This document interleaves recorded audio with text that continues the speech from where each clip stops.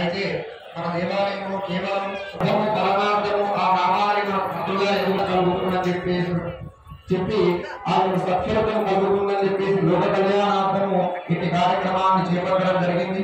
ఇంతకు ముందు మనం 20వ నామం అమ్మవారి ఎందుకు వచ్చారంటే అమ్మవారి యొక్క 20వ నామము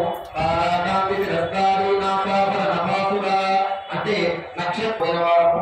అయితే ఈ వారం వచ్చేసి కదంబ మంజరి వృత్త కర్ణపూర మనోహర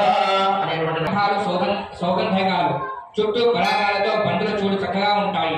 అమ్మవారు చక్కగా ఒక చిన్న కదంబ కూడా చెవిని ఆవేశంతో కలిసి ఆనందిస్తూ ఉన్నది. సనాతన ధర్మాన్ని తక్కువ చేసి మాట్లాడితే కానీ మునగుడు లేని వాళ్ళు చెవిలో పూలను పెట్టుకుంటారంట, చేసి మాట్లాడతారు. దేవుని కాలం ఇది మన ఆచారం. ముంచి గంట కానీ చెవి ఒప్పుకో దగ్గరగా ఉంటుంది. వాసనలు సమయంగా ముక్కును చేరుతుంది. అమ్మవారు నా యొక్క వందనం.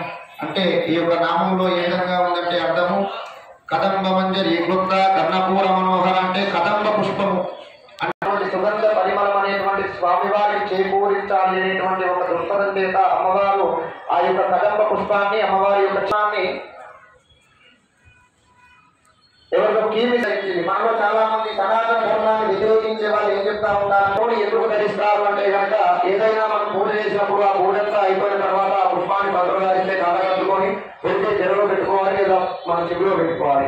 ఎందుకంటే కనుక చెవిలో పెట్టుకున్నట్లయితే ఆ యొక్క సుగంధ ద్రవ్యం అనేటువంటి లేదా పుష్పం చెరువులో ధరించాలి. ఎందుకంటే చెరువులో సహస్రాంబుధ చక్రం ఉంటుందన్నమాట.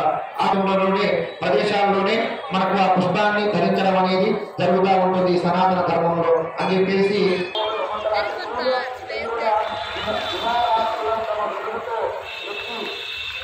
మనకు